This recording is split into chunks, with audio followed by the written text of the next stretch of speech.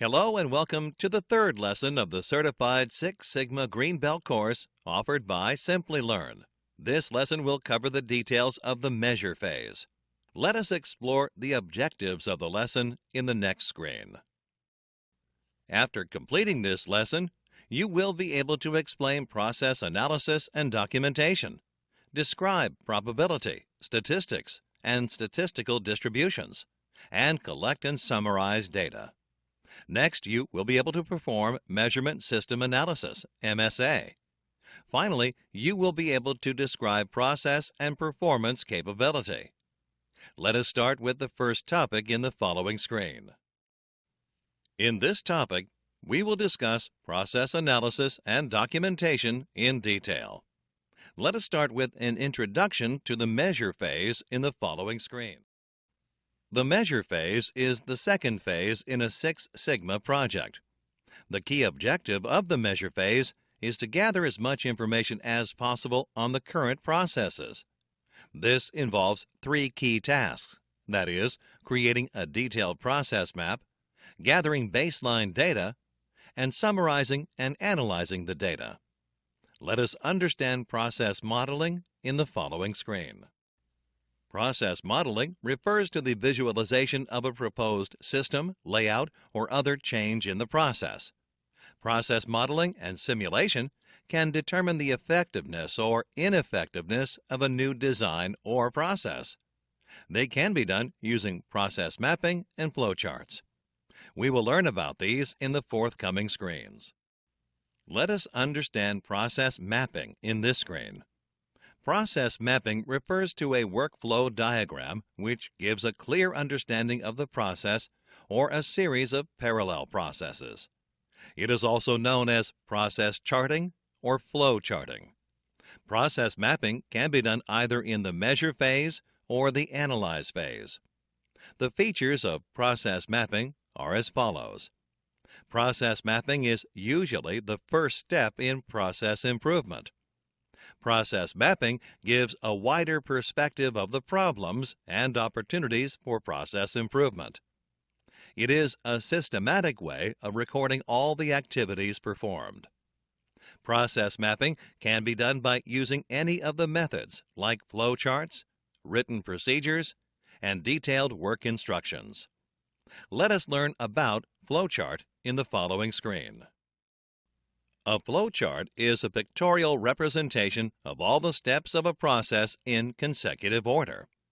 It is used to plan a project, document processes, and communicate the process methodology with others. There are many symbols used in a flowchart, and the common symbols are shown in the given table. It is recommended you take a look at the symbols and their description for better understanding. Click the button to view an example of a flowchart. The given flowchart shows the processes involved in software development. The flowchart starts with the Start box, which connects to the Design box. In a software project, a software design is followed by coding, which is then followed by testing. In the next step, there is a check for errors. In case of errors, it is evaluated for the error type. If it is a design error, it goes back to the beginning of the design stage. If it is not a design error, it is then routed to the beginning of the coding stage. On the contrary, if there are no errors, the flowchart ends. Let us learn about written procedures in this screen. A written procedure is a step-by-step guide to direct the reader through a task. It is used when the process of a routine task is lengthy and complex, and it is essential for everyone to strictly follow the rules. Written procedures can also be used when you want to know what is going on during product or process development phases. There are a number of benefits of documenting procedures. Writing procedures help you avoid mistakes and ensure consistency. They streamline the process and help your employees take relevant decisions and save a lot of time. Written procedures help in improving quality. They are simple to understand, as they tend to describe the processes at a general level. In the next screen, we will discuss how work instructions are helpful in understanding the process in detail. Work instructions define how one or more activities involved in a procedure should be written in a detailed manner with the aid of technology or other resources like flowcharts. They provide step-by-step details for a sequence of activities organized in a logical format so that an employee can follow it easily and independently. For example, in the internal audit procedure, how to fill out the audit results report comes under Work Instructions. Selection of the 3 process mapping tools is based on the amount of detail involved in the process. For a less detailed process, you can select Flowchart, and for a detailed process with lots of instructions, you can select Work Instructions. Click the button to view an example of work instructions. This example shows the work instructions for shipping electronic instruments. The company name is Nutri Worldwide, Inc. The instructions are written by Brianna Scott and approved by Andrew Murphy. It is a 1-page instruction. The work instructions are documented for the shipping of electronic instruments by the shipping department. The scope of the project states that it is applicable to shipping operations. The procedure is divided into 3 broad steps.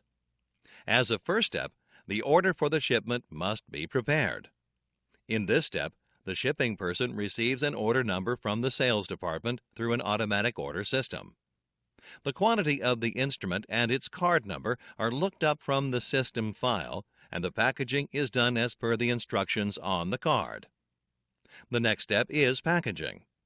Special packing instructions must be checked. The instruments are then marked as per the instructions on the card and packed in a special or standard container as per the requirement. The order number is written in the shipping system, and the packing list and shipping documentation are obtained. Finally, the quantity of instruments and the documents is checked. Let us understand process input and output variables in this screen. Any improvement of a process has a few prerequisites. To improve a process, the key process output variables, KPOV, and key process input variables, KPIV, should first be measured. Metrics for key process variables include percent defective, operation cost, elapsed time, backlog quantity, and documentation errors. Critical variables are best identified by the process owners. Process owners know and understand each step of a process and are in a better position to identify the critical variables initially. Once identified, the relationship between the variables is depicted using tools such as SIPOC and cause and effect matrix. The process input variables results are compared to determine which input variables have the greatest effect on the output variables. Let us proceed to the next topic of this lesson in the following screen. In this topic, we will discuss probability and statistics in detail. Let us learn about probability in the following screen. Probability refers to the chance of something occurring or happening. An outcome is the result of a single trial of an experiment. Suppose there are n possible outcomes that are equally likely. The probability that a specific type of event or outcome, say F, can occur is the number of specific outcomes divided by the total possible outcomes. Click the button to view an example of probability. In the event of tossing a coin, what is the probability of the occurrence of heads? A single trial of tossing a coin has 2 outcomes, heads and tails. Hence, the probability of heads occurring is 1 divided by 2, the total number of outcomes. Let us look at some basic properties of probability in this screen. There are 3 basic properties of probability. Click each property to know more. Property 1 states that the probability of an event is always between 0 and 1, both inclusive. According to Property 2, the probability of an event that cannot occur is 0. In other words, an event that cannot occur is called an impossible event. Property 3 states that the probability of an event that must occur is 1. In other words, an event that must occur is called a certain event. If E is an event, then the probability of its occurrence is given by P of E. It is also read as the probability of event E. In this screen, let us look at some common terms used in probability along with an example. The commonly used terms in probability are sample space, Venn diagram, and event. Sample space is the collection of all possible outcomes for a given experiment. In the coin example discussed earlier, the sample space consists of one instance each of heads and tails. If 2 coins are tossed, the sample space would be 4 in total. A Venn diagram shows all hypothetically possible logical relations between a finite collection of sets. An event is a collection of outcomes for an experiment, which is any subset of the sample space. Click the button to view an example of probability. What is the probability of getting a 3 followed by 2 when a dice is thrown twice? When the dice is thrown twice, the first throw can have any number from 1 to 6. Similarly, the second throw can also have any number from 1 to 6. So the total sample space is 6 times 6. That is 36. The event in this case is 3 followed by 2. This can happen in only one way. So the probability in the question is 1 divided by 36. Let us discuss the basic concepts of probability in this screen. Some basic concepts of probability are independent event, dependent event, mutually exclusive, and mutually inclusive events. Click each concept to know more. When the probability of occurrence of an event does not affect the probability of occurrence of another event, the 2 events are said to be independent. Suppose you rolled a dice and flipped a coin at the same time. The probability of getting any number on the dice in no way influences the probability of getting heads or tails on the coin. When the probability of one event occurring influences the likelihood of the other event, the events are said to be dependent. Events are said to be mutually exclusive if the occurrence of any one of them prevents the occurrence of all the others. In other words, only one event can occur at a time. Consider an example of flipping a coin. When you flip a coin, you will either get heads or tails, but not both. You can add the probabilities of these 2 events to prove they are mutually exclusive. Any 2 events wherein one event cannot occur without the other are said to be mutually inclusive events. In this screen, let us learn about the multiplication rules, also known as AND rules. The multiplication rules, or AND rules, depend on the event dependency.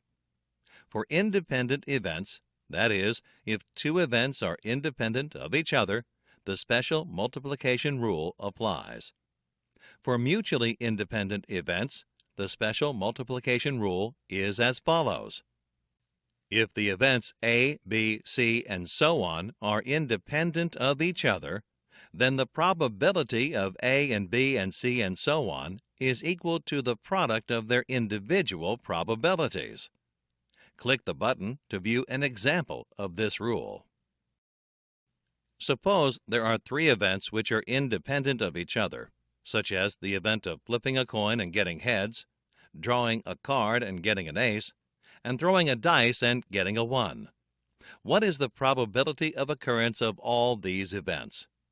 The answer is the probability of A and B and C is equal to the product of their individual probabilities, which is half multiplied by 1/13 multiplied by 1/6. The result is 0.0064, which is 0.64%. Hence, there is 0.64% probability of all of the events occurring. We will continue the discussion on multiplication rules in this screen. The multiplication rule for non-independent or conditional events which is also the general multiplication rule, is as follows. If A and B are two events, then the probability of A and B is equal to the product of probability of A and the probability of B given A. Alternatively, we can say that for any two events, their joint probability is equal to the probability that one of these events occurs multiplied with the conditional probability of the other event given the first event. Click the button to view an example of this rule. A bag contains 6 golden coins and 4 silver coins. 2 coins are drawn without replacement from the bag. What is the probability that both of the coins are silver? Let A be the event that the first coin is silver, and B be the event that the second coin is silver. There are 10 coins in the bag, 4 of which are silver. Therefore, P of A equals 4 divided by 10. After the first selection, there are 9 coins in the bag, 3 of which are silver. Therefore, P of B given A equals 3 divided by 9. Therefore, based on the rule of multiplication, probability of A intersection B equals 4 divided by 10 multiplied by 3 divided by 9. The answer is 12 divided by 90, which is 0.1334. Hence, there is 13% probability that both the coins are silver. In this screen, we will look at the definitions and formulae of permutation and combination. Permutation is the total number of ways in which a set, group, or number of things can be arranged. The order matters to a great extent in permutation. The manner in which the objects or numbers are arranged will be considered in permutation. The formula for permutation is NPR equals P of n and R equals n factorial divided by n minus r factorial, where n is the number of objects and r is the number of objects taken at a time. The unordered arrangement of set, group, or number of things is known as combination. The order does not matter in combination. The formula for combination is NCR equals C of n and R equals n factorial divided by r factorial multiplied by n minus r factorial, where n is the number of objects and r is the number of objects taken at a time. Let us look at an example for calculating permutation and combination in the following screen. From a group of 10 employees, a company has to select 4 for a particular project. In how many ways can the selection happen, given the following conditions? When the arrangements of employees needs to be different. When the arrangement of employees need not be different. Click the button to know the answer. In the given example, the values of n and r are 10 and 4 respectively. Let us consider the first condition. From a group of 10 employees, 4 employees need to be selected. The arrangement needs to be different. Using the permutation formula, NPR equals P of n and R equals n factorial divided by n minus r factorial.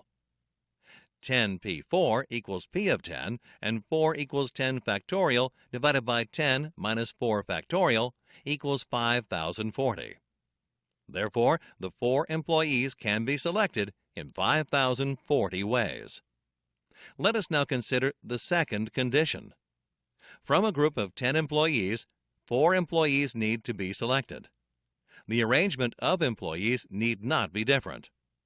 Using the combination formula, NCR equals C of n and R equals n factorial divided by r factorial multiplied by n minus r factorial. 10C4 equals C of 10 and 4 equals 10 factorial divided by 4 factorial multiplied by 10 minus 4 factorial equals 210. Therefore, the 4 employees can be selected from a group of 10 employees in 210 different ways. Let us understand the 2 types of statistics in this screen. Statistics refers to the science of collection, analysis, interpretation, and presentation of data. In Six Sigma, statistical methods and principles are used to measure and analyze the process performance and improvements. There are two major types of statistics: descriptive statistics and inferential statistics. Descriptive statistics is also known as enumerative statistics, and inferential statistics is also known as analytical statistics. Descriptive statistics include organizing, summarizing, and presenting the data in a meaningful way, whereas inferential statistics includes making inferences and drawing conclusions from the data. Descriptive statistics describes what's going on in the data. The main objective of inferential statistics is to make inferences from the data to more general conditions. Histograms, pie charts, box plots, frequency distributions, and measures of central tendency, mean, median, and mode are all examples of descriptive statistics. On the other hand, examples of inferential statistics are hypothesis testing, scatter diagrams, etc. The main objective of statistical inference is to draw conclusions on population characteristics based on the information available in the sample. Collecting data from a population is not always easy, especially if the size of the population is big. The easier way is to collect a sample from the population, and from the sample statistic collected, make an assessment about the population parameter. Click the button to see an example of statistical inference. The management team of a cricket council wants to know if the team's performance has improved after recruiting a new coach. The management conducts a test to prove this statistically. Let us consider YA and YB, where YA stands for efficiency of Coach A and YB stands for efficiency of Coach B. To conduct the test, the basic assumption is Coach A and Coach B are both effective. This basic assumption is known as null hypothesis. Here, let us assume the status quo is null hypothesis. Hence, null hypothesis, HO, can be given by YA equals YB. The management team also challenges their basic assumption by assuming the coaches are not equally effective. This is their alternate hypothesis. The alternate hypothesis states that the efficiencies of the two coaches differ. If the null hypothesis is proven wrong, the alternate hypothesis must be right. Hence, alternate hypothesis H1 can be given YA is not equal to YB. These hypothesis statements are used in a hypothesis test, which will be discussed in the later part of the course. In this screen, we will learn about the types of errors. When collecting data from a population as a sample, and forming a conclusion on the population based on the sample, you run into the risk of committing errors. There are two possible errors that can happen: type 1 error and type 2 error.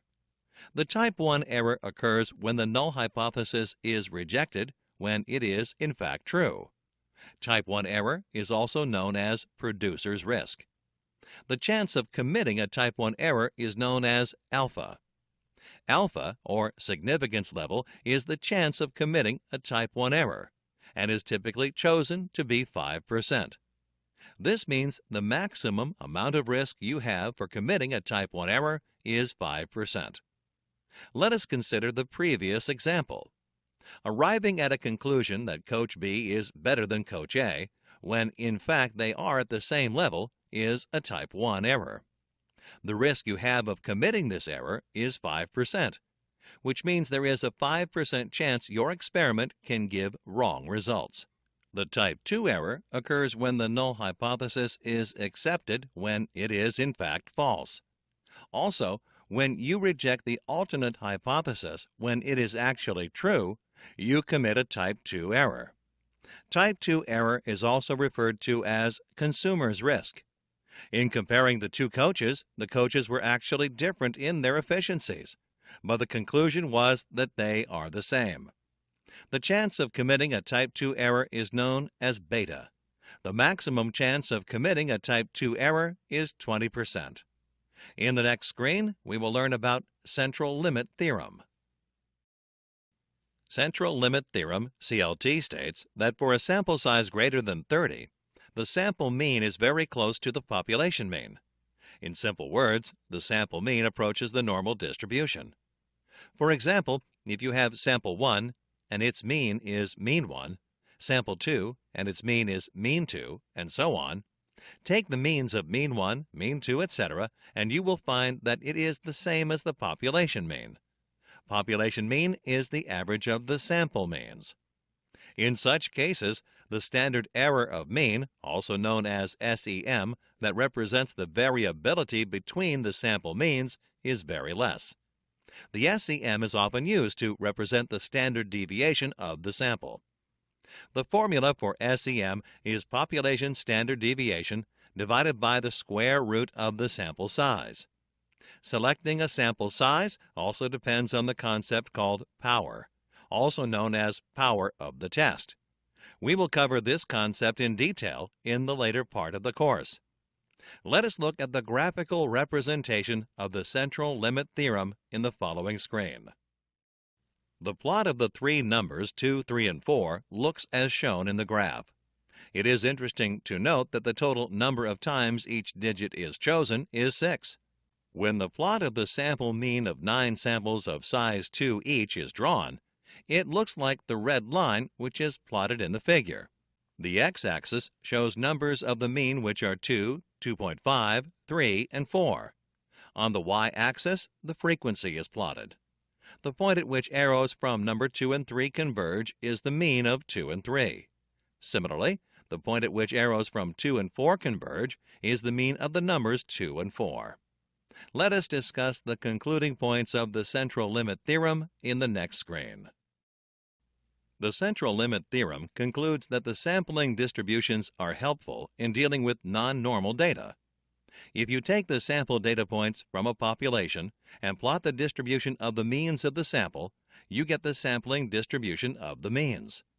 The mean of the sampling distribution, also known as the mean of means, will be equal to the population mean. Also, the sampling distribution approaches normality as the sample size increases. Note that CLT enables you to draw inferences from the sample statistics about the population parameters. This is irrespective of the distribution of the population. CLT also becomes the basis for calculating confidence interval for hypothesis tests, as it allows the use of a standard normal table. Let us proceed to the next topic of this lesson in the following screen. In this topic, we will cover the concept of statistical distributions. Let us start with discrete probability distribution in the following screen. Discrete probability distribution is characterized by the probability mass function. It is important to be familiar with discrete distributions while dealing with discrete data. Some of the examples of discrete probability distribution are binomial distribution, Poisson distribution, negative binomial distribution, geometric distribution, and hypergeometric distribution. We will focus only on the two most useful discrete distributions, binomial distribution and Poisson distribution. Like most probability distributions, these distributions also help in predicting the sample behavior that has been observed in a population. Let us learn about binomial distribution in the following screen. Binomial distribution is a probability distribution for discrete data. Named after the Swiss mathematician Jacob Bernoulli, it is an application of popular knowledge to predict the sample behavior. Binomial distribution also describes the discrete data as a result of a particular process, like the tossing of a coin for a fixed number of times, and the success or failure in an interview. A process is known as Bernoulli's process when the process output has only two possible values like defective or OK, pass or fail, and yes or no. Binomial distribution is used to deal with defective items. Defect is any non-compliance with a specification. Defective is a product or service with at least one defect. Binomial distribution is most suitable when the sample size is less than 30 and less than 10% of the population. It is the percentage of non-defective items, provided the probability of creating a defective item remains the same over a period. Let us look at the equation. The probability of exactly R successes out of a sample size of n is denoted by P of R, which is equal to NCR whole multiplied by P to the power of R and 1 minus P whole to the power of N minus R. In the equation, P is the probability of success, R is the number of successes desired, and N is the sample size. To continue discussing the binomial distribution, let us look at some of its key calculations in the following screen. The mean of a binomial distribution is denoted by mu and is given by n multiplied by p. The standard deviation of a binomial distribution is denoted by sigma, which is equal to n multiplied by p multiplied by 1 minus p. The method of calculating factorials, say factorial of 5, is the product of 5, 4, 3, 2, and 1, which is equal to 120. Similarly, factorial of 4 is the product of 4, 3, 2, and 1, which is equal to 24. Let us look at an example of calculating binomial distribution in the next screen. Suppose you wish to know the probability of getting heads 5 times in 8 coin tosses. You can use the binomial equation for the same. Click the Answer button to see how this is done. The tossing of a coin has only 2 outcomes, heads and tails. It means that the probability of each outcome is 0.5, and it remains fixed over a period of time.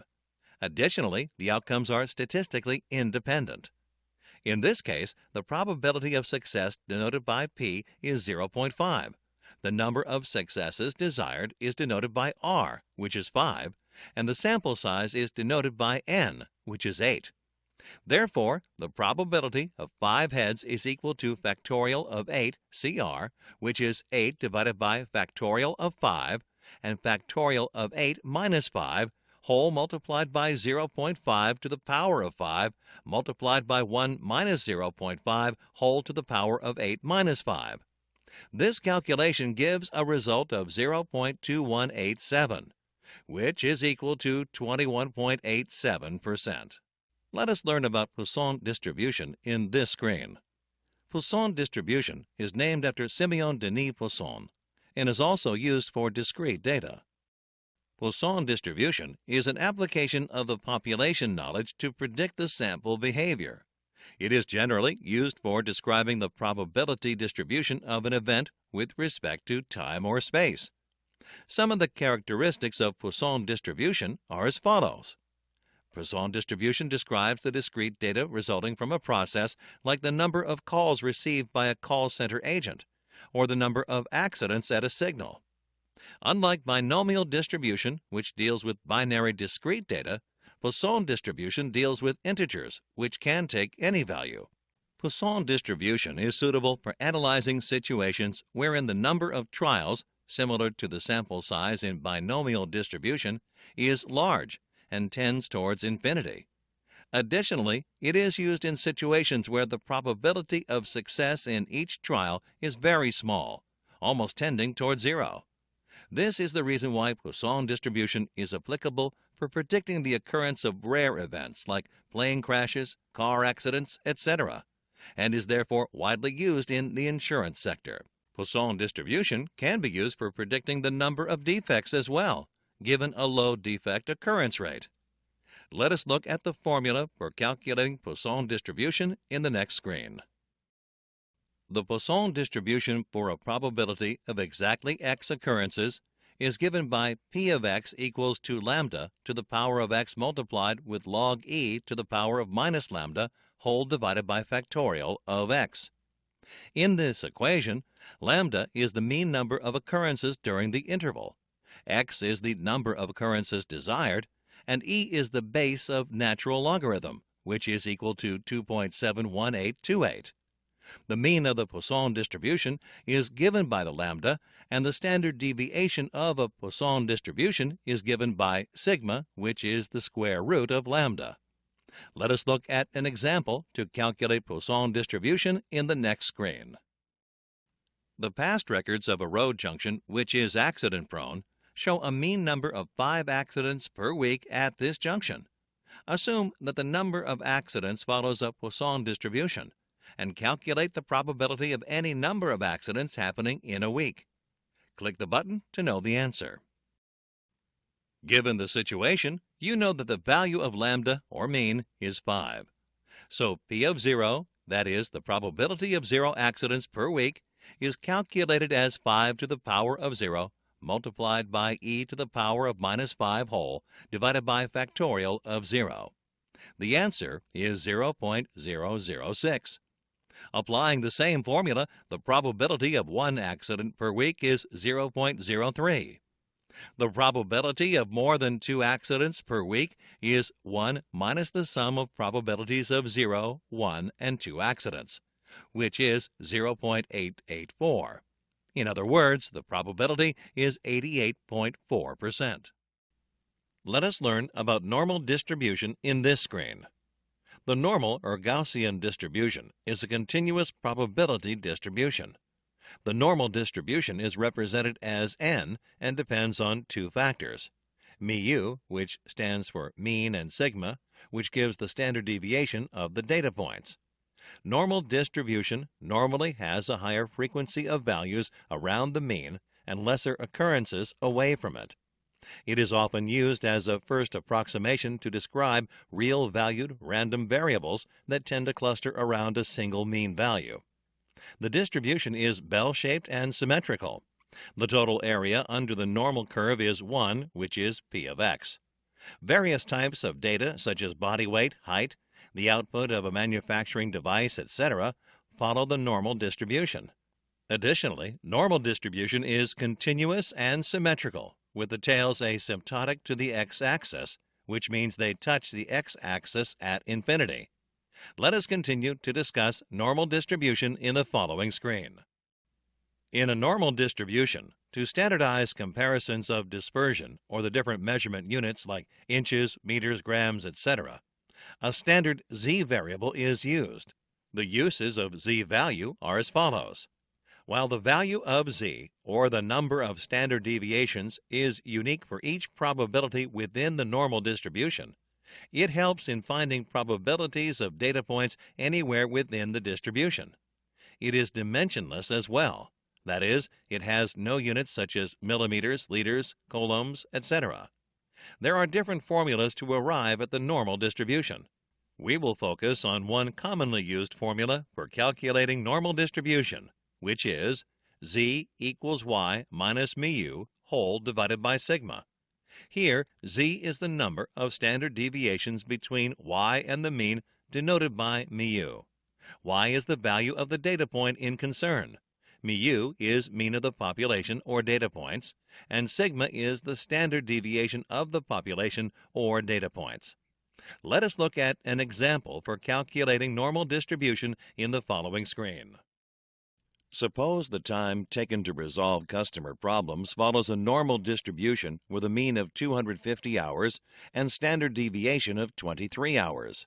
Find the probability of a problem resolution taking more than 300 hours. Click the button to know the answer. In this case, y is equal to 300, mu equals 250, and sigma equals 23. Applying the normal distribution formula, z is equal to 300 minus 250 whole divided by 23. The result is 2.17.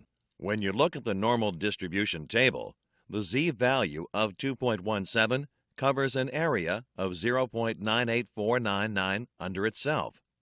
This means the probability of a problem taking 0 to 300 hours to be resolved is 98.5%, and therefore the chances of a problem resolution taking more than 300 hours is 1.5%.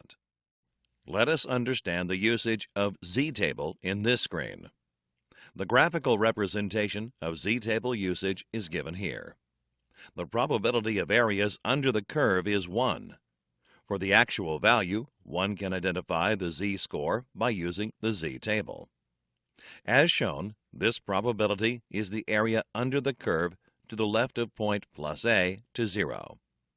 Using the actual data, when you calculate mean and standard deviation, and the values are 25 and 5 respectively, it is the normal distribution.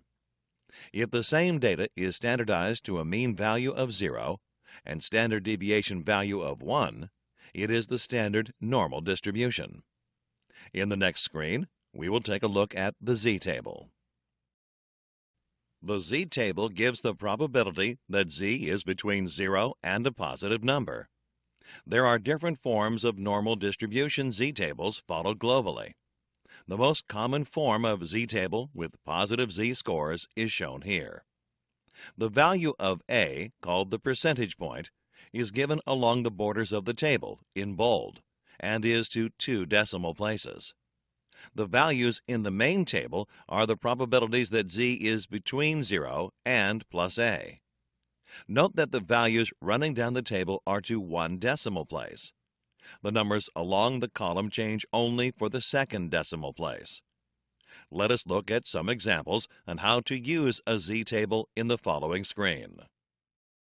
Let us find the value of p of z less than 0. The table is not needed to find the answer once we know that the variable z takes a value less than or equal to 0. First, the area under the curve is 1, and second, the curve is symmetrical about z equals 0. Hence, there is 0.5 or 50% above chance of z equals 0 and 0.5 or 50% below chance of z equals 0. Let us find the value of p of z greater than 1.12. In this case, the chance of z is greater than a number, in this case 1.12. You can find this by using the following fact. The opposite or complement of an event of A is the event of not A. That is, the opposite or complement of event A occurring is the event A not occurring. Its probability is given by p of not equal A equals 1 minus p of A. In other words, p of z greater than 1.12 is 1 minus the opposite, which is p of z lesser than 1.12. Using the table, p of z less than 1.12 equals 0.5 plus p of 0 less than z less than 1.12 equals 0.5 plus 0.3686, which is 0.8686. Hence, the answer is p of z greater than 1.12 equals 1 minus 0.8686, which is 0.1314. Note the answer is less than 0.5. Let us find the value of p of z lies between 0 and 1.12. In this case, where z falls within an interval, the probability can be read straight off the table. P of z lies between 0 and 1.12 equals 0.3686. We will learn about chi-square distribution in this screen. Chi-square distribution is also known as chi-squared or chi-square distribution. Chi-squared with k-1 degrees of freedom is the distribution of a sum of the squares of k independent standard normal random variables. The chi-square distribution is one of the most widely used probability distributions in inferential statistics. It is also known as hypothesis testing, and the distribution is used in hypothesis tests. When used in hypothesis tests, it only needs one sample for the test to be conducted. Conventionally, degree of freedom is k-1, where k is the sample size. For example, if w, x, y, and z are 4 random variables with standard normal distributions, then the random variable f, which is the sum of w square, x square, y square, and z square, has a chi-square distribution. The degrees of the freedom of the distribution df equals the number of normally distributed variables used. In this case, df is equal to 4. Let us look at the formula to calculate chi-square distribution in the following screen.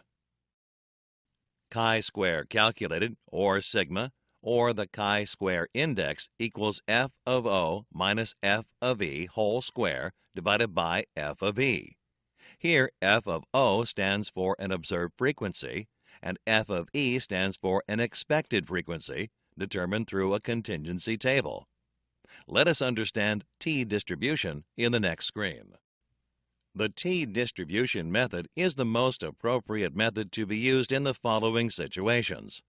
When you have a sample size of less than 30, when the population standard deviation is not known, when the population is approximately normal. Unlike the normal distribution, a t-distribution is lower at the mean and higher at the tails as seen in the image. T-distribution is used for hypothesis testing. Also, as seen in the image, the t-distribution is symmetrical in shape, but flatter than the normal distribution. As the sample size increases, the t-distribution approaches normality.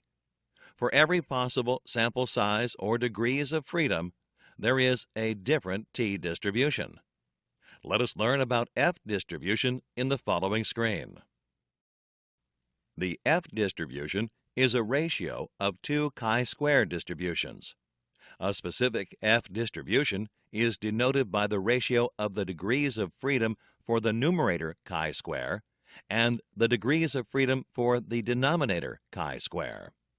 The f-test is performed to calculate and observe if the standard deviations or variances of two processes are significantly different. The project teams are usually concerned about reducing the process variance. As per the formula, f calculated equals s1 square divided by s2 square, where s1 and s2 are the standard deviations of the two samples. If the f calculated is 1, it implies there is no difference in the variance. If s1 is greater than s2, then the numerator must be greater than the denominator. In other words, df1 equals n1 minus 1, and df2 equals n2 minus 1. From the f-distribution table, you can easily find out the critical f-distribution at alpha and the degrees of freedom of the samples of two different processes, df1 and df2. Let us proceed to the next topic of this lesson in the following screen.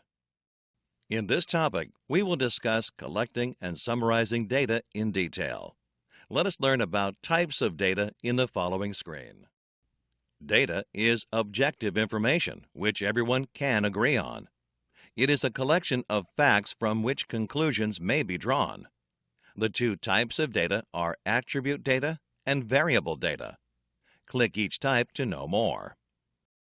Discrete data is data that can be counted and only includes numbers such as 2, 40, or 1050. Attribute data is commonly called pass-fail or good-bad data. Attribute or discrete data cannot be broken down into a smaller unit meaningfully. It answers questions such as how many, how often, or what type. Some examples of attribute data are number of defective products, percentage of defective products, frequency at which a machine is repaired, or the type of award received. Any data that can be measured on a continuous scale is continuous or variable data. This type of data answers questions such as how long, what volume, or how far. Examples of continuous data include height, weight, time taken to complete a task, temperature, and so on. Let us understand the importance of selecting the data type in this screen. Deciding the data type facilitates analysis and interpretation. Therefore, the first step in the measure phase is to determine what type of data should be collected. This can be done by considering the following. The first consideration is to identify what is already known. For this, the values already identified for the process are listed. These include critical to quality parameters, or CTQs, key process output variables, or KPOVs, and the key process input variable, or KPIVs. Next, to understand how to proceed with the data gathered, it is necessary to determine the data type that fits the metrics for the key variables identified. The question now arises, why should the data type be identified? This is important, as it enables the right set of data to be collected, analyzed, and used to draw inferences. It is not advisable to convert one type of data into another. Converting attribute data to variable data is difficult and requires assumptions to be made about the process. It may also require additional data gathering, including retesting units. Let us look at measurement scales in the following screen.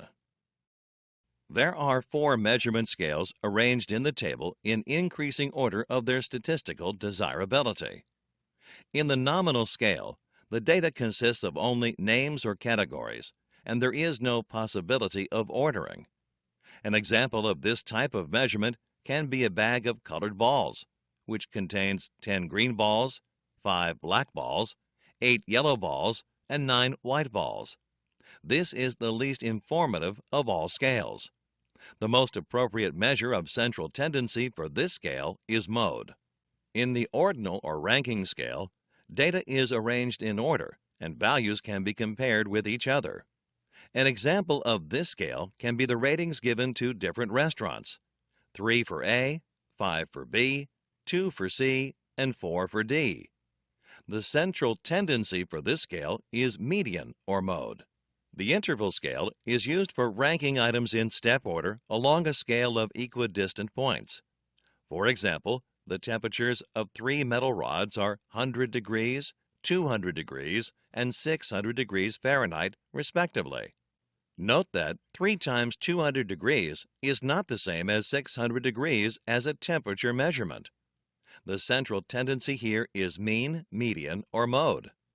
Mean is used if the data does not have any outliers. The ratio scale represents variable data and is measured against a known standard or increment. However, this scale also has an absolute zero, that is, no numbers exist below 0.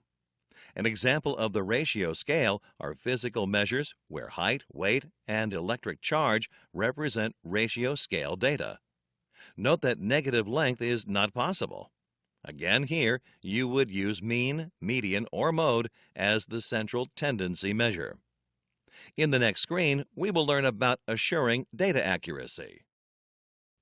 To ensure data is accurate, sampling techniques are used. Sampling is the process, act, or technique of selecting an appropriate test group or sample from a larger population. It is preferable to survey 100 people to surveying 10,000 people. Sampling saves the time, money, and effort involved in collecting data. The 3 types of sampling techniques described here are random sampling, sequential sampling, and stratified sampling. Click each type to know more. Random sampling is the technique where a group of subjects or a sample for study is selected from a larger group or population at random. Sequential sampling is similar to multiple sampling plans, except that it can, in theory, continue indefinitely. In other words, it is a non-probability sampling technique wherein the researcher picks a single subject or a group of subjects in a given time interval, conducts the study, analyzes the results, and then picks another group of subjects if needed, and so on. In stratified sampling, the idea is to take samples from subgroups of a population. This technique gives an accurate estimate of the population parameter. In this screen, we will compare simple random sampling with stratified sampling. Simple random sampling is easy to do, while stratified sampling takes a lot of time.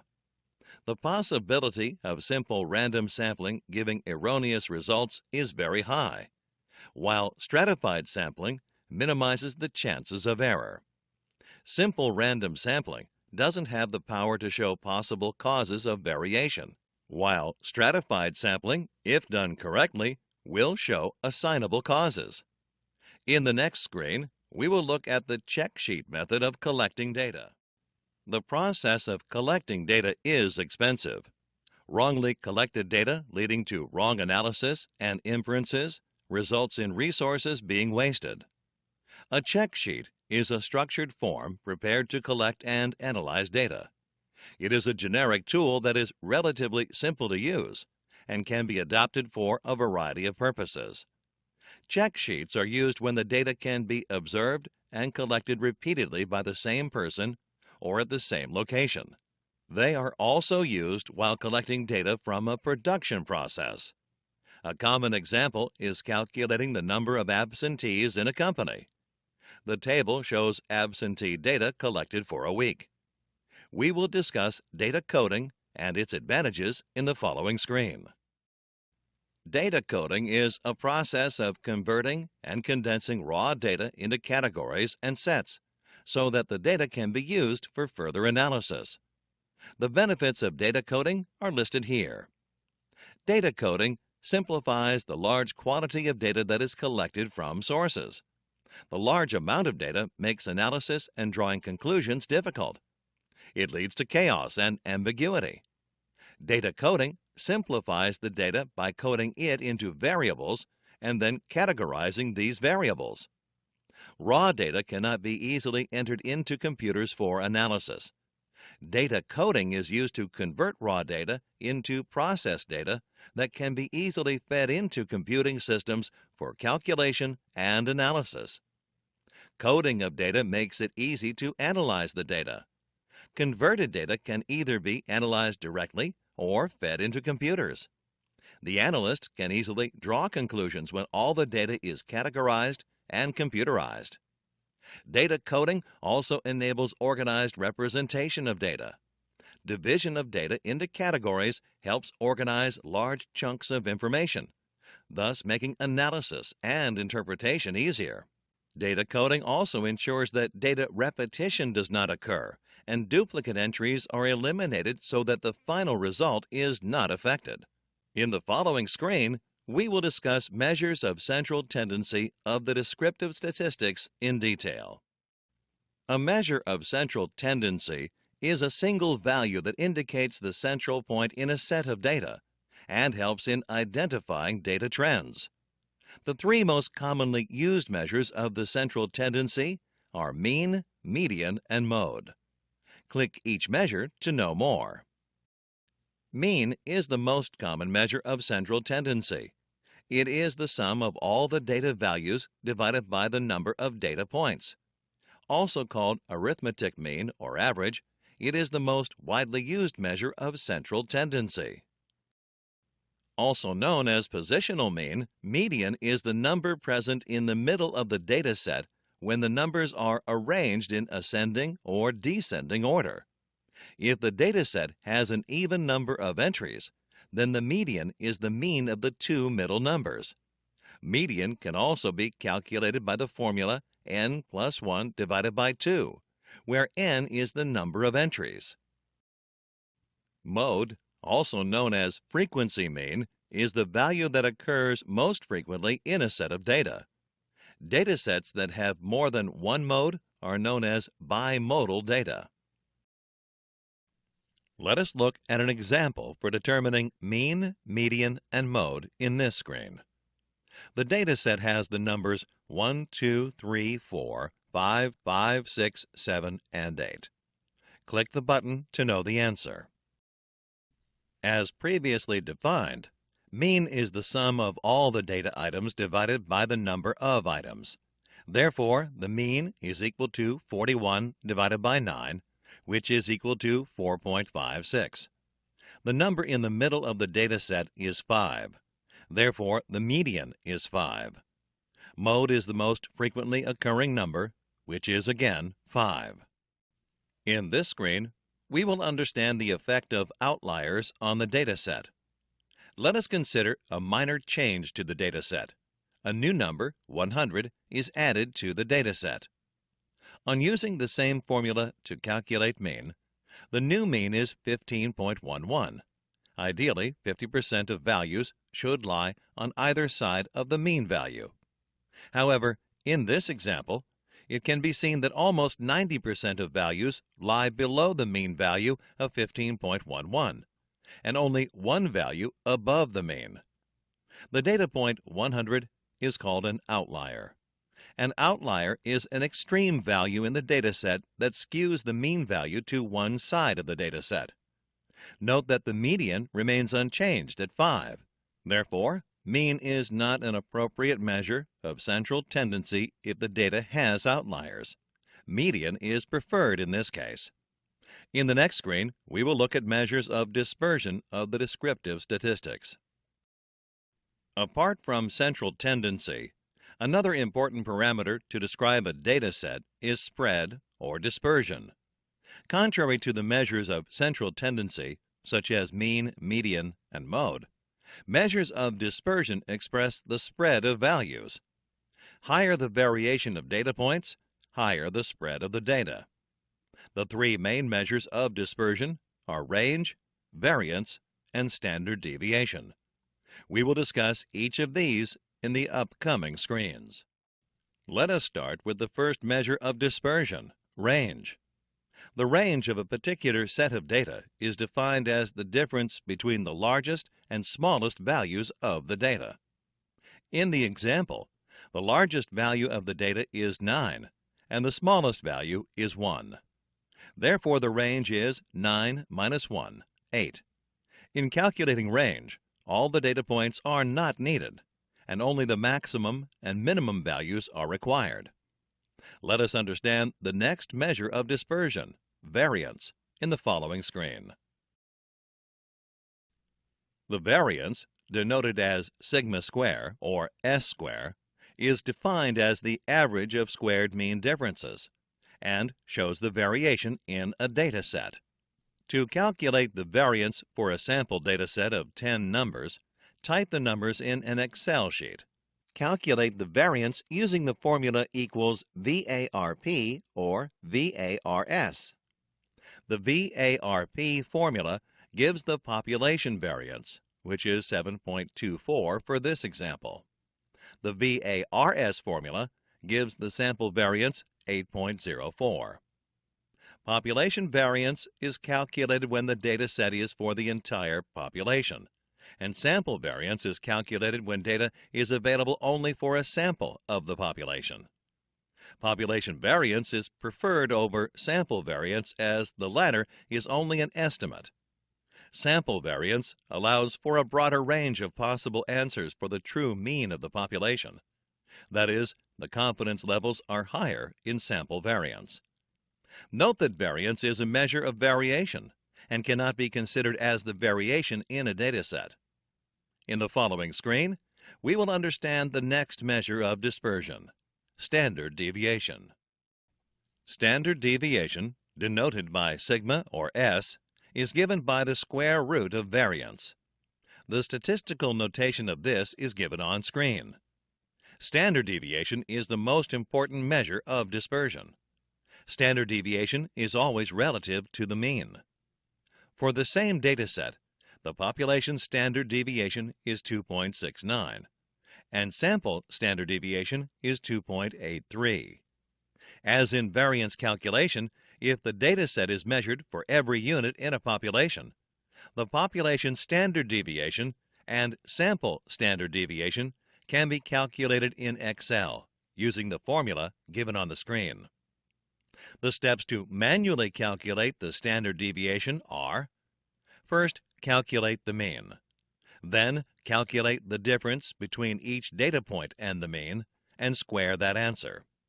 Next, calculate the sum of the squares. Next, divide the sum of the squares by n or n minus 1 to find the variance. Lastly, find the square root of variance, which gives the standard deviation. In the next screen, we will look at frequency distribution of the descriptive statistics. Frequency distribution is a method of grouping data into mutually exclusive categories, showing the number of observations in each class. An example is presented to demonstrate frequency distribution. A survey was conducted among the residents of a particular area to collect data on cars owned by each home. A total of 20 homes were surveyed. To create a frequency table for the results collected in the survey, the first step is to divide the results into intervals and count the number of results in each interval. For instance, In this example, the intervals would be the number of households with no car, one car, two cars, and so on. Next, a table is created with separate columns for the intervals, the tallied results for each interval, and the number of occurrences or frequency of results in each interval. Each result for a given interval is recorded with a tally mark in the second column. The tally marks for each interval are added, and the sum is entered in the frequency column. The frequency table allows viewing distribution of data across a set of values at a glance. In the following screen, we will look at cumulative frequency distribution. A cumulative frequency distribution table is similar to the frequency distribution table, only more detailed. There are additional columns for cumulative frequency, percentage, and cumulative percentage. In the cumulative frequency column, the cumulative frequency, or the previous row or rows, is added to the current row. The percentage is calculated by dividing the frequency by the total number of results and multiplying by 100. The cumulative percentage is calculated similar to the cumulative frequency. Let us look at an example for cumulative frequency distribution. The ages of all the participants in a chess tournament are recorded. The lowest age is 37, and the highest is 91. Keeping intervals of 10, the lowest interval starts with the lower limit as 35 and the upper limit as 44. Similar intervals are created until an upper limit of 94. In the frequency column, the number of times a result appears in a particular interval is recorded. In the cumulative frequency column, the cumulative frequency of the previous row is added to the frequency of the current row. For the first row, the cumulative frequency is the same as the frequency. In the second row, the cumulative frequency is 1 plus 2, which is 3, and so on. In the percentage column, the percentage of the frequency is listed by dividing the frequency by the total number of results, which is 10, and multiplying the value by 100. For instance, in the first row, the frequency is 1 and the number of results is 10. Therefore, the percentage is 10. The final column is the cumulative percentage column. In this column, the cumulative frequency is divided by the total number of results, which is 10, and the value is multiplied by 100. Note that the last number in this column should be equal to 100. In this example, the cumulative frequency is 1 and the total number of results is 10. Therefore, the cumulative percentage of the first row is 10. Let us look at the stem and leaf plots, which is one of the graphical methods of understanding distribution. Graphical methods are extremely useful tools to understand how data is distributed. Sometimes, merely by looking at the data distribution, errors in a process can be identified. The stem and leaf method is a convenient method of manually plotting data sets. It is used for presenting data in a graphical format to assist visualizing the shape of a given distribution. In the example on the screen, the temperatures in Fahrenheit for the month of May are given. To collate this information in a stem and leaf plot, all the tens digits are entered in the stem column, and all the units digits against each tens digit are entered in the leaf column. To start with, the lowest value is considered. In this case, the lowest temperature is 51. In the first row, 5 is entered in the stem column and 0 in the leaf column. The next lowest temperature is 58. 8 is entered in the leaf column, corresponding to 5 in the stem. The next number is 59. All the temperatures falling in the 50s are similarly entered. In the next row, the same process is repeated for temperatures in the 60s. This is continued till all the temperature values are entered in the table. Let us understand another graphical method in the next screen: box and whisker plots. A box and whisker graph, based on medians or quartiles, is used to display a data set in a way that allows viewing the distribution of the data points easily. Consider the following example. The lengths of 13 fish caught in a lake were measured and recorded. The data set is given on the screen. The first step to draw a box and whisker plot is, therefore, to arrange the numbers in increasing order. Next, find the median. As there is an odd number of data entries, the median is the number in the middle of the data set, which, in this case, is 12. The next step is to find the lower median or quartile. This is the median of the lower 6 numbers. The middle of these numbers is halfway between 8 and 9, which would be 8.5. Similarly, the upper median or quartile is located for the upper 6 numbers to the right of the median. The upper median is halfway between the two values 14 and 14. Therefore, the upper median is 14. Let us now understand how the box and whisker chart is drawn using the values of the median and upper and lower quartiles. The next step is a numbered line is drawn extending far enough to include all the data points. Then a vertical line is drawn from the median point 12. The lower and upper quartiles, 8.5 and 14 respectively, are marked with vertical lines, and these are joined with the median line to form two boxes, as shown on the screen. Next, two whiskers are extended from either ends of the boxes, as shown to the smallest and largest numbers in the data set, 5 and 20 respectively. The box and whiskers graph is now complete. The following inferences can be drawn from the box and whisker plot. The lengths of the fish range from 5 to 20. The range is, therefore, 15. The quartiles split the data into 4 equal parts. In other words, 1/4 of the data numbers is less than 8.5. 1/4 between 8.5 and 12. Next quarter of the data numbers are between 12 and 14. And another quarter has data numbers greater than 14. In this screen, we will learn about another graphical method, scatter diagrams. A scatter diagram, or scatter plot, is a tool used to analyze the relationship or correlation between two sets of variables, x and y, with x as the independent variable and y as the dependent variable.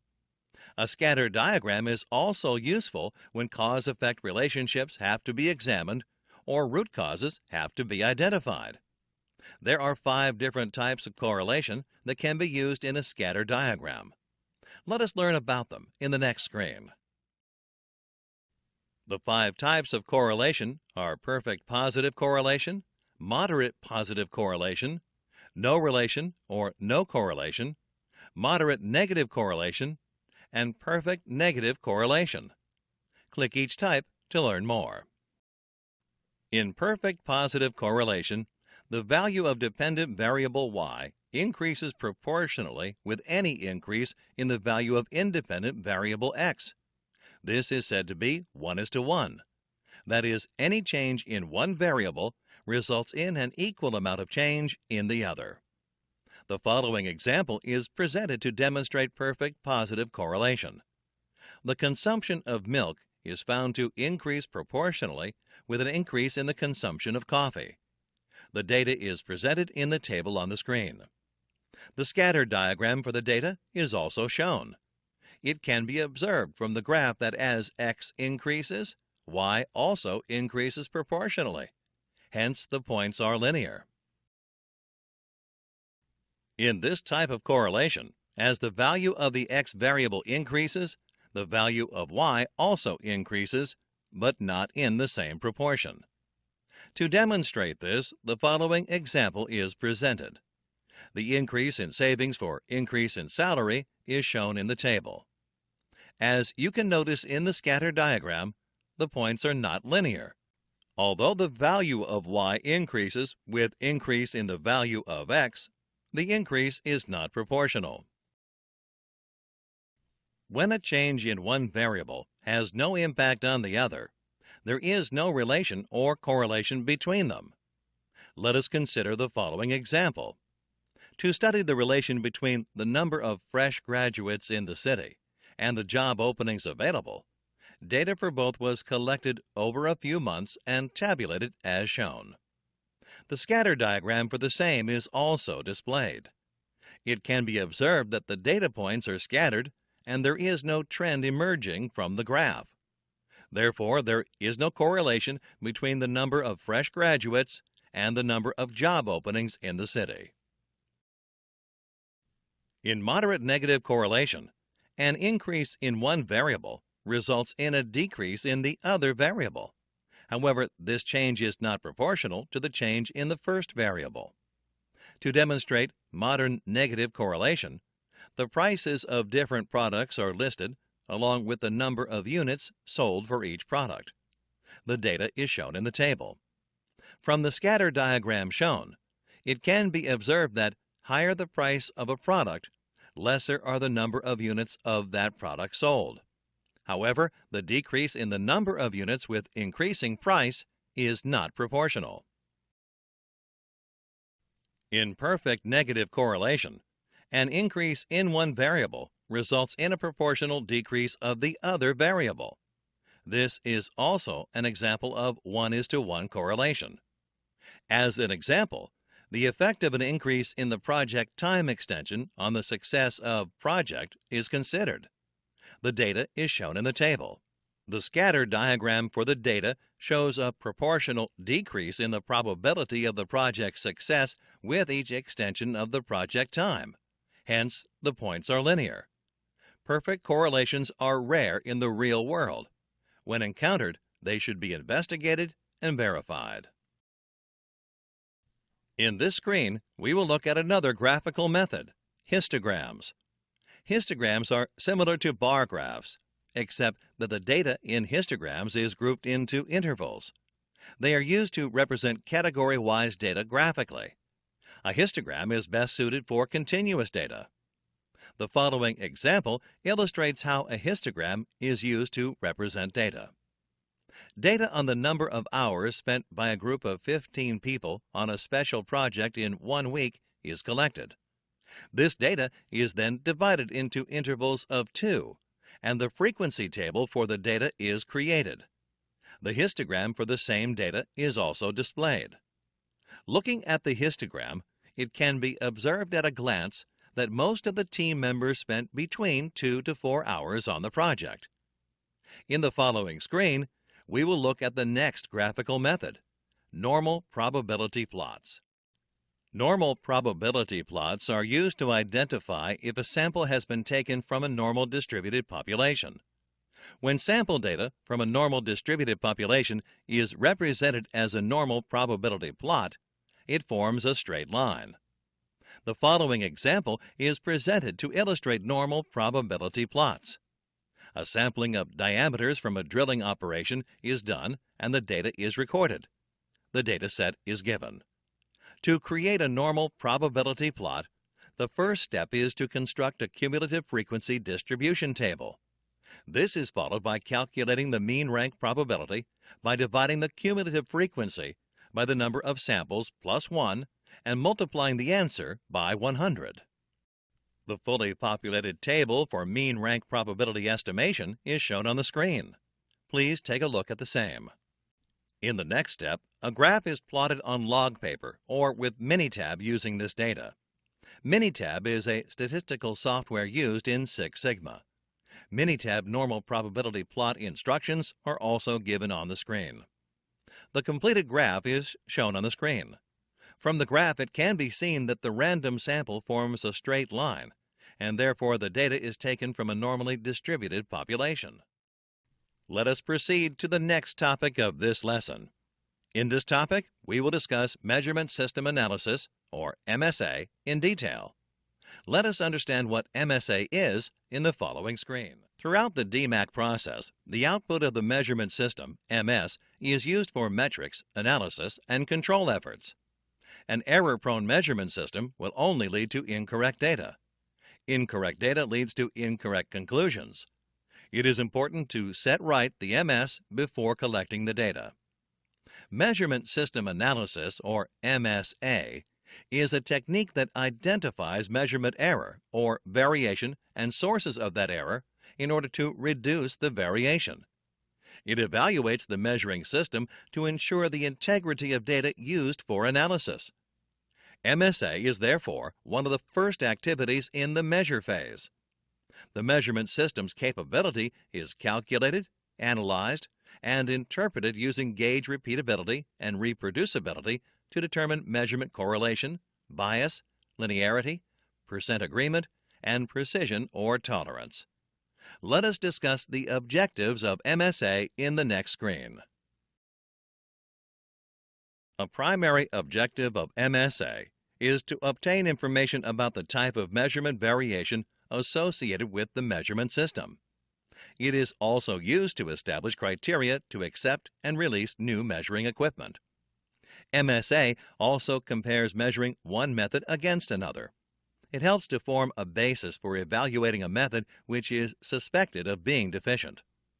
The measurement system variations should be resolved to arrive at the correct baselines for the project objectives.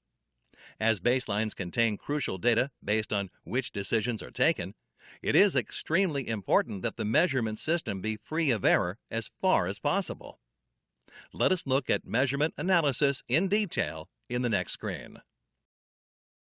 In measurement analysis, the observed value is equal to the sum of the true value and the measurement error. The measurement error can be a negative or a positive value.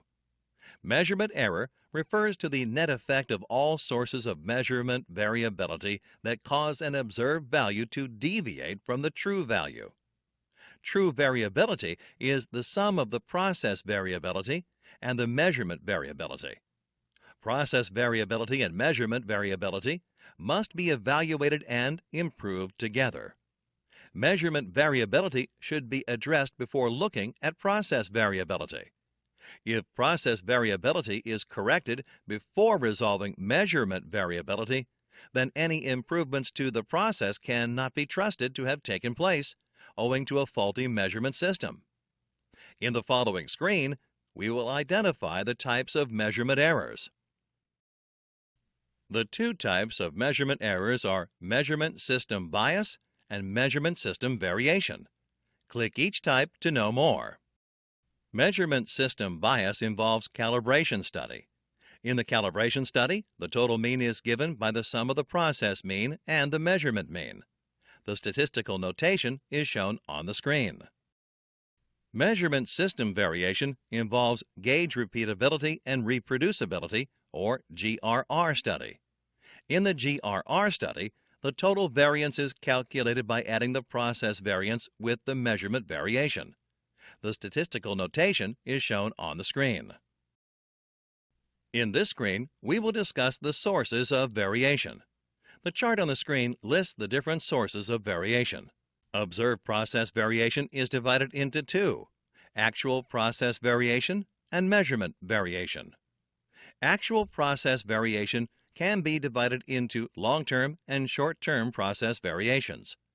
In a gauge RR study, process variation is often called part variation. Measurement variation can be divided into variations caused by operators and variations due to the gauge. The variation due to operators is owing to reproducibility. Variation due to gauge is owing to repeatability. Both actual process variation and measurement variation have a common factor, that is, variation within a sample. Let us understand gauge repeatability and reproducibility, or GRR, in the next screen. Gauge repeatability and reproducibility, or GRR, is a statistical technique to assess if a gauge or gauging system will obtain the same reading each time a particular characteristic or parameter is measured. Gauge repeatability is the variation in measurement when one operator uses the same gauge to measure identical characteristics of the same part repeatedly. Gauge reproducibility is the variation in the average of measurements when different operators use the same gauge to measure identical characteristics of the same part. The figures on the screen illustrate gauge repeatability and reproducibility. In the next screen, we will discuss the components of GRR study.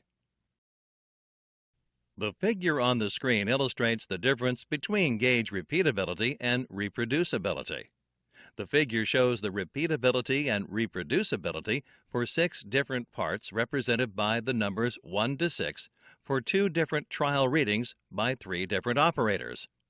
As can be observed, a difference in reading for part 1 indicated by the color green, by 3 different operators is known as reproducibility error. A difference in reading of part 4, indicated by red, by the same operator in 2 different trials is known as the repeatability error. In the following screen, we will look at some guidelines for gauge repeatability and reproducibility studies. The following should be kept in mind while carrying out gauge repeatability and reproducibility, or GRR studies. GRR studies should be performed over the range of expected observations. Care should be taken to use actual equipment for GRR studies. Written procedures and approved practices should be followed as would have been in actual operations. The measurement variability should be represented as is, not the way it was designed to be. After GRR, the measurement variability is separated into casual components, sorted according to priority, and then targeted for action. In the following screen, let us look at some more concepts associated with GRR. Bias is the distance between the sample mean value and the sample true value. It is also called accuracy. Bias is equal to mean minus reference value. Process variation is equal to 6 times the standard deviation. The bias percentage is calculated as bias divided by the process variation. The next term is linearity. Linearity refers to the consistency of bias over the range of the gauge. Linearity is given by the product of slope and process variation. Precision is the degree of repeatability or closeness of data. Smaller the dispersion in the dataset, better the precision. The variation in the gauge is the sum of variation due to repeatability and the variation due to reproducibility. In the following screen, we will understand measurement resolution. Measurement resolution is the smallest detectable increment that an instrument will measure or display. The number of increments in the measurement system should extend over the full range for a given parameter. Some examples of wrong gauges or incorrect measurement resolution are given here. A truck weighing scale is used for measuring the weight of a T-pack. A caliper, capable of measuring differences of 0.1 millimeters, is used to show compliance when the tolerance limits are plus or minus 0.07 millimeters. Thus, the measurement system that matches the range of the data should only be used. An important prerequisite for GRR studies is that the gauge has an acceptable resolution. In the next screen, we will look at examples for repeatability and reproducibility. Repeatability is also called equipment variation, or EV. It occurs when the same technician or operator repeatedly measures the same part or process under identical conditions with the same measurement system. The following example illustrates this concept. A 36 km/h pace mechanism is timed by a single operator over a distance of 100 meters on a stopwatch, and 3 readings are taken. Trial 1 takes 9 seconds, Trial 2 takes 10 seconds, and Trial 3 takes 11 seconds. The process is measured with the same equipment in identical conditions by the same operator. Assuming no operator error, the variation in the 3 readings is known as repeatability or equipment variation. Reproducibility is also called appraiser variation, or AV. It occurs when different technicians or operators measure the same part or process under identical conditions using the same measurement system. Let us extend the example for repeatability to include data measured by 2 operators. The readings are displayed on the slide. The difference in the readings of both operators is called reproducibility or appraiser variation. It is important to resolve equipment variation before appraiser variation. If appraiser variation is resolved first, the results will still not be identical due to variation in the equipment itself. In this screen, we will learn about data collection in GRR. There are some important considerations for data collection in GRR studies. There are usually 3 operators and around 10 units to measure. General sampling techniques must be used to represent the population, and each unit must be measured 2 to 3 times by each operator. It is important that the gauge be calibrated accurately. It should also be ensured that the gauge has an acceptable resolution. Another practice is that the first operator measures all the units in random order. Then this order is maintained by all other operators. All the trials must be repeated. In the next screen, we will discuss the ANOVA method of analyzing GRR studies. The ANOVA method is considered to be the best method for analyzing GRR studies. This is because of two reasons. The first being ANOVA not only separates equipment and operator variation, but also provides insight on the combined effect of the two. Second, ANOVA uses standard deviation instead of range as a measure of variation, and therefore gives a better estimate of the measurement system variation. The one drawback of using ANOVA is the considerations of time, resources, and cost. In the next screen, we will understand how MSA can be interpreted. Two results are possible for an MSA. In the first case, the reproducibility error is larger than the repeatability error. This occurs when the operators are not trained and calibrations on the gauge dial are not clear. The other possibility is that the repeatability error is larger than the reproducibility error. This is clearly a maintenance issue and can be resolved by calibrating the equipment or performing maintenance on the equipment. This indicates that the gauge needs redesign to be more rigid and the location needs to be improved. It also occurs when there is ambiguity in SOPs. MSA is an experiment which seeks to identify the components of variation in the measurement. In the following screen, we will look at a template used for GRR studies. A sample gauge RR sheet is given on this screen. The operators here are Andrew Murphy and Lucy Wang, who are the appraisers in this study. They have measured and rated the performance of 3 employees, Ibrahim Glasov, Brianna Scott, and Jason Schmidt. This is a sample template for a gauge R&R study. The parts are shown across the top of the sheet. In this case, the measurement system is being evaluated using 3 parts: the employees, Ibrahim Glasov, Brianna Scott, and Jason Schmidt. The operators measure each part repeatedly. From this data, the average, X, and ranges, R, for each inspector and for each part are calculated. The grand average for each inspector and each part is also calculated. In this example, a control limit, UCL, in the sheet was compared with the difference in averages of the 2 inspectors to identify if there is a significant difference in their measurements. Their difference is 0.111, which is outside the UCL of 0.108, given the R average of 0.042. In the next screen, we will look at the results page for this GRR study. The sheet on the screen displays the results for the data entered in the template in the previous screen. Please spend some time to go through the data for a better understanding of the concept. In the following screen, we will look at the interpretation to this results page. The percentage GRR value is highlighted in the center right of the table in the previous screen. There are 3 important observations to be made here about the gauge RR study. First, this study also shows the interaction between operators and parts. If the percentage GRR value is less than 30, then the gauge is acceptable and the measurement system does not require any change. If the value is greater than 30, then the gauge needs correction.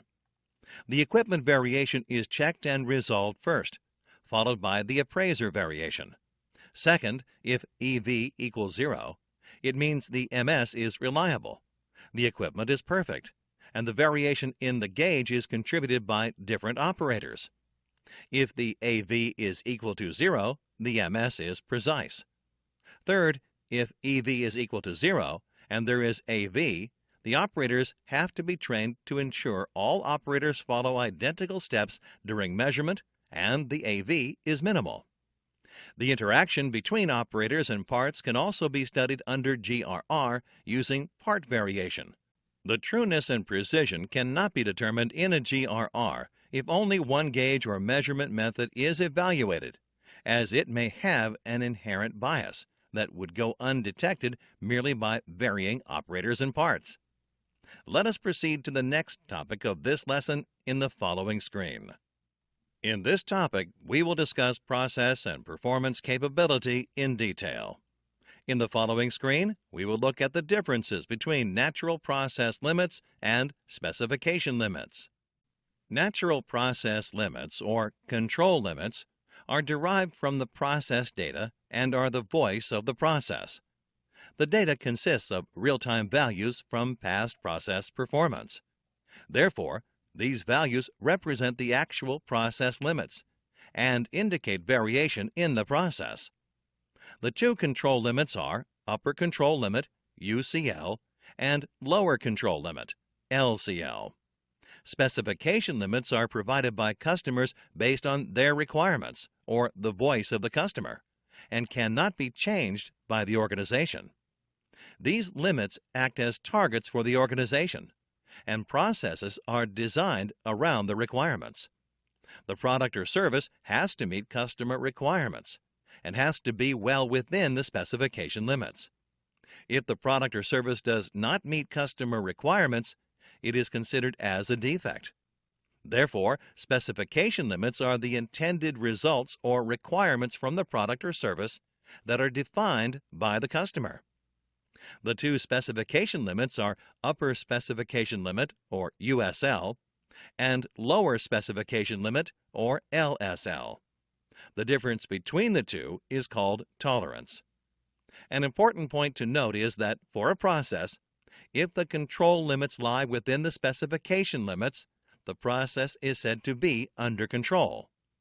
Conversely, if specification limits lie within the control limits, the process will not meet customer requirements. In the following screen, we will look at process performance metrics and how they are calculated.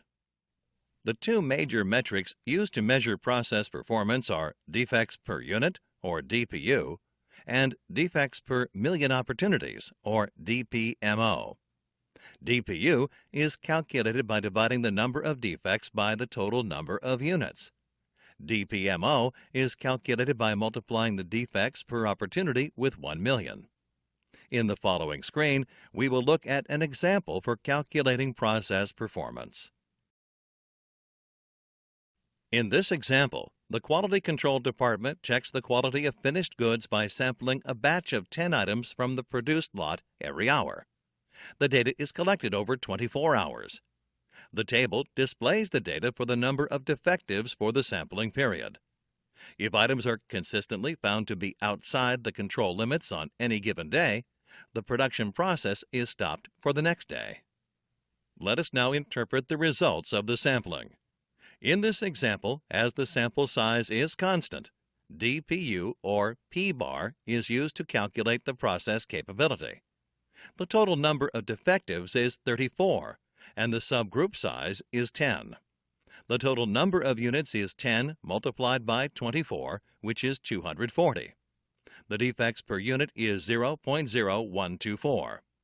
The defects per million opportunities is obtained by multiplying the defects per unit with 1 million, which is 141,666.66. Therefore, by looking at the DPMO table, it can be said that the process is currently working at 2.6 sigma, or 86.4% yield. We will learn about process stability studies in this screen. The activities carried out in the measure phase are MSA, collection of data, statistical calculations, and checking for accuracy and validity. This is followed by a test for stability, as changes cannot be made to an unstable process. With a set of data believed to be accurate, the process is checked for stability. This is important because if a process is unstable, no changes can be implemented. Why does a process become unstable? A process can become unstable due to special causes of variation. Multiple special causes of variation lead to instability. A single special cause leads to an out-of-control condition. Run charts in Minitab can be used to check for process stability. Let us look at the steps to plot a run chart in Minitab in the following screen. To plot a run chart in Minitab, first enter the sample data collected to check for stability. Next, click Stat on the Minitab window, followed by Quality Tools. Next, click Run Charts. Select the column and choose the subgroup size as 2. Click OK. The graph shown on the screen is interpreted by looking at the last 4 values.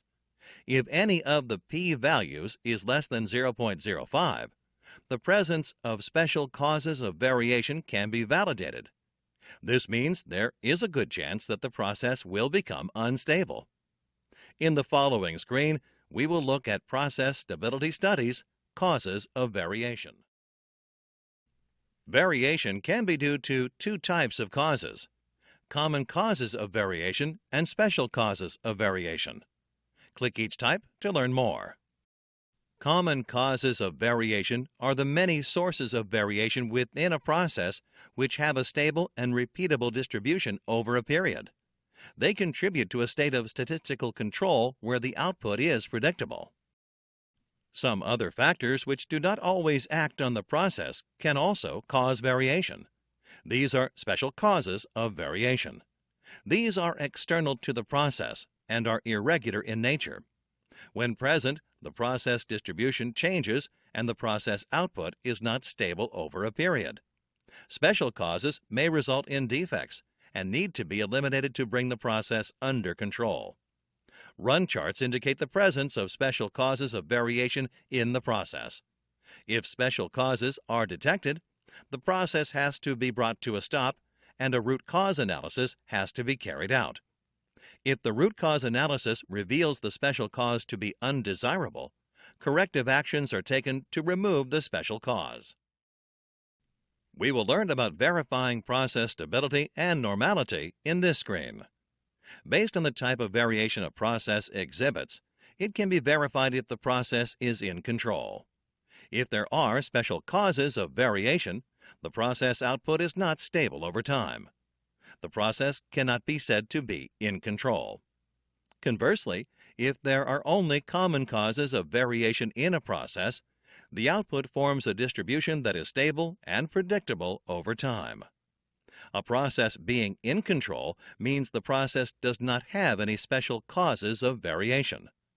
Once a process is understood to be stable, the control chart data can be used to calculate the process capability indices. In the following screen, we will discuss process capability studies. Process capability is the actual variation in the process specification. To carry out a process capability study, first plan for data collection. Next, collect the data. Finally, plot and analyze the results.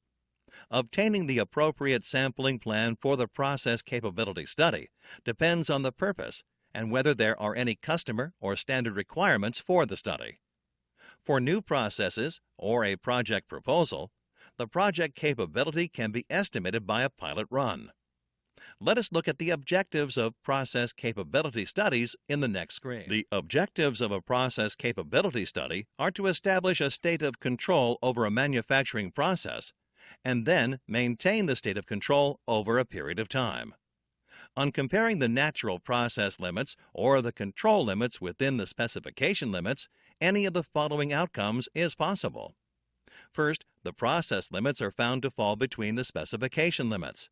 This shows the process is running well and no action is required. The second possibility is that the process spread and the specification spread are approximately the same.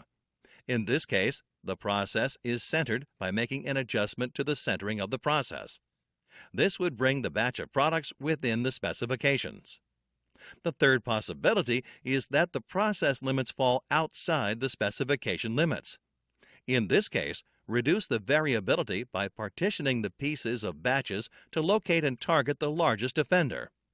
A design experiment can be used to identify the primary source of variation. In the following screen, we will learn about identifying characteristics in process capability. Process capability deals with the ability of the process to meet customer requirements. Therefore, it is crucial that the characteristic selected for a process capability study indicates a key factor in the quality of the product or process. Also, it should be possible to influence the value of the characteristic by adjusting the process. The operating conditions that affect the characteristic should also be defined and controlled. Apart from these requirements, other factors determining the characteristics to be measured are customer purchase order requirements or industry standards. In the following screen, we will look at identifying specifications or tolerances in process capability. The process specification or tolerances are defined either by industry standards based on customer requirements or by the organization's engineering department in consultation with the customer. A stability study, followed by a comprehensive capability study, also helps in identifying if the process mean meets the target or the customer mean. The process capability study indicates whether the process is capable. It is used to determine if the output consistently meets specifications and the probability of a defect or defective. This information is used to evaluate and improve the process to meet the tolerance requirements. In the following screen, we will learn about process performance indices. Process performance is defined as a statistical measurement of the outcome of a process characteristic, which may or may not have been demonstrated to be in a state of statistical control. In other words, it is an estimate of the process capability of a process during its initial setup, before it has been brought into a state of statistical control. It differs from the process capability in that for process performance, a state of statistical control is not required. The three basic process performance indices are Process Performance, or PP, Process Performance Index, or PPK, and Process Capability Index, denoted as PPM or CPM. Click each index to know more. PP stands for Process Performance. It is computed by subtracting the lower specification limit from the upper specification limit, the whole divided by natural process variation, or Six Sigma. PPK is the Process Performance Index and a minimum of the values of the upper and lower process capability indices. The upper and lower process capability indices are calculated as shown on the screen. PPU, or Upper Process Capability Index, is given by the formula USL minus X divided by 3S.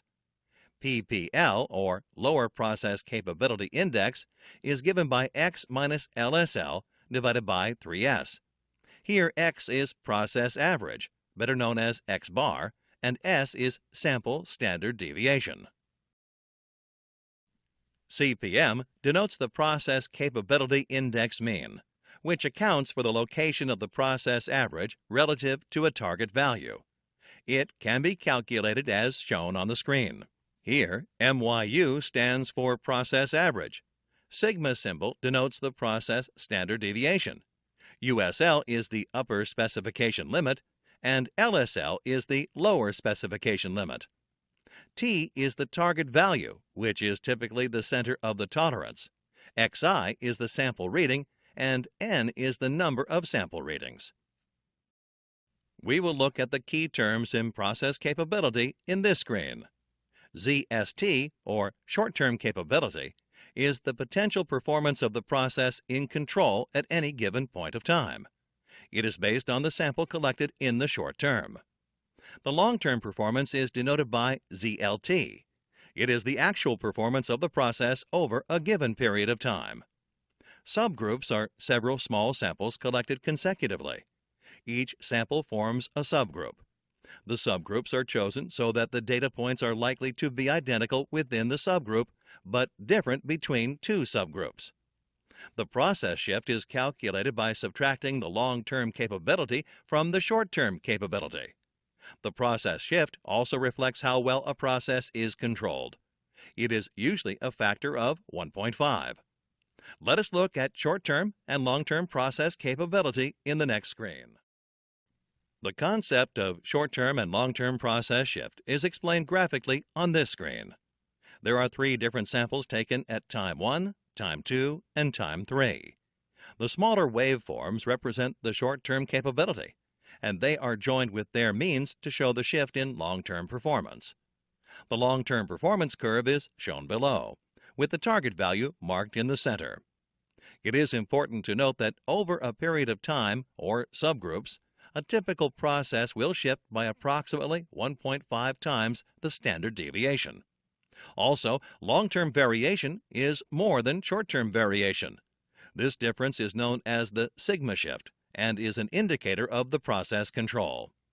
The reasons for a process shift include changes in operators, raw material used, wear and tear, and time periods. We will discuss the assumptions and conventions of process variations in the following screen. Long-term variation is always longer than short-term variation. Click each term to know more. Short-term variations are due to the common causes. The variance is inherent in the process and known as the natural variation. Short-term variations show variation within subgroup and are therefore called within subgroup variation. They are usually a small number of samples collected at short intervals. In short-term variation, the variation due to common causes are captured. However, common causes are difficult to identify and correct. The process may have to be redesigned to remove common causes of variation. Long-term variations are due to common as well as special causes. The added variation, or abnormal variation, is due to factors external to the usual process. Long-term variation is also known as the overall variation and is a sample standard deviation for all the samples put together. Long-term variation shows variations within the subgroup and between subgroups. Special causes increasing variation include changes in operators, raw material, and wear and tear. The special causes need to be identified and corrected for process improvement. This screen explains how the factors of stability, capability, spread, and defect summary are used to interpret the process condition. This table gives the process condition for different levels or types of variation with reference to common causes and special causes. The table is read as follows. In the first scenario, the process has lesser common causes of variation, or CCV, and no special causes of variation, or SCV. In this case, the variability is less, the capability is high, the possibility of defects is less, and the process is said to be capable and in control. Next, if the process has lesser CCV and some SCV are present, then it has high variability, low capability, and a high possibility of defects. The process is said to be out of control and incapable. The third possibility is that the process has high CCV and no SCV. In this case, the variability is moderate to high, the capability is very low, and possibility of defects is very high. Although the process is in control, it is incapable. Finally, at the other extreme is the situation where the process has high CCV and SCV is also present. Here the process has high variability, low capability, high possibility of defects, and is out of control and incapable. This table is a quick reference to understand process conditions. In the next screen, we will compare the CPK and CP values. When CPK and CP values are compared, three outcomes are possible. When CPK is lesser than CP, it can be inferred that the mean is not centered. When CPK is equal to CP, the inference is that the process is accurate. The process is considered capable if CPK is greater than 1. This will happen only if variations are in control. CPK can never be greater than CP. If this situation occurs, the calculations have to be rechecked. We will look at an example problem for calculating process variation in the following screen. The table on this screen shows data for customer complaint resolution time over a period of 3 weeks. Each week's data forms a subgroup. For example, the resolution time is 48 hours for a particular case in week 1. In week 2, the case takes up 50 hours, and in week 3, it takes about 49 hours. The subgroup size is 10. Let us understand how to calculate long-term and short-term standard deviations are calculated for this data. The average for each week is calculated by dividing the total number of complaints resolved by the subgroup size. A grand average is also calculated for all the 3 weeks. The variations within subgroups and between subgroups for each week are calculated. This is followed by calculating the total variations within and between subgroups. Overall variation is given by the sum of total variation within subgroups and total variation between subgroups. Finally, the standard deviations for the short term and the long term are calculated using the formulae given on the screen. The results for the process variation calculations are as follows. The grand average for all 3 weeks is 47.5. The total variation within subgroups is 1023.8. The total variation between subgroups is 161.67. Both these variations are added to give the overall variation of 1,185.5. The short-term standard deviation is 6.2, and the long-term standard deviation is 6.4. Note that the overall variation can also be calculated with the usual sample variance formula. Let us discuss the effect of mean shift on the process capability in this screen. The table given here shows the defect level at different sigma multiple values and different mean shifts. From the table, it can be seen that when the mean is centered within the specification limits and the process capability is 1, that is, plus or minus 3s, fits within the specification limits. The DPMO is 2700%, and the probability of a good result is 99.73%. If the mean shifts by 1.5 sigma, then a tail moves outside the specification limit to a greater extent. Now the DPMO increases to over 66,000. This is almost a 2,500% increase in defects. If the process has a process capability of 2, that is, plus or minus 6s, fits within the specification limits, and the mean shifts by 1.5 sigma, then the probability of a good result is 99.99966%. This is the same as a process with a capability of 1.5, that is, plus or minus 4.5s, fitting within the specification limits and no shift in the mean. The long-term and short-term capability table shows the variations in capabilities. For the purposes of Six Sigma, the assumption is that the long-term variability will have a 1.5s difference from the short-term variability. As seen in statistical process control, this assumption can be challenged if control charts are used and these kinds of shifts are detected quickly. In the chart, it can be seen that the mean shift is negligible as the process capability increases. Therefore, for a Six Sigma process, the long-term variation does not have much effect. In the next screen, we will look at key concepts in process capability for attribute data. The customary procedure for defining process capability for attribute data is to define the mean rate of nonconformity. Defects and defectives are examples of nonconformity. Defects per million opportunities, or DPMO, is the measure of process capability for attribute data. For this, the mean and the standard deviation for attribute data have to be defined. For defectives, P-bar is used for checking process capability for both constant and variable sample sizes. For defects, C-bar and U-bar are used for constant and variable sample sizes, respectively. The P-bar, C-bar, and U-bar are the equivalent of the standard deviation denoted by sigma for continuous data. Let us summarize what we have learned in this lesson. Process modeling refers to the visualization of a proposed system, layout, or other change in the process, and can determine the effectiveness of a new design or process. Probability refers to the chance of an event occurring. The three properties of probability are 1. The probability of an event is always between 0 and 1, both inclusive. 2. The probability of an event that cannot occur is 0. And 3. The probability of an event that must occur is 1. Statistics refers to the science of collection, analysis, interpretation, and presentation of data. The major types are descriptive statistics and inferential statistics. We will continue reading the summary in the next screen. Measures of central tendency, dispersion, and graphical methods are used to analyze sample data.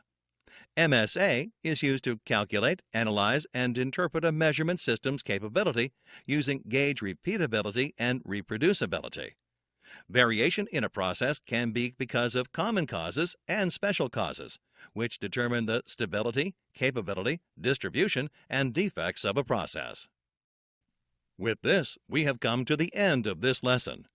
The next lesson will cover the concepts of the analyze phase.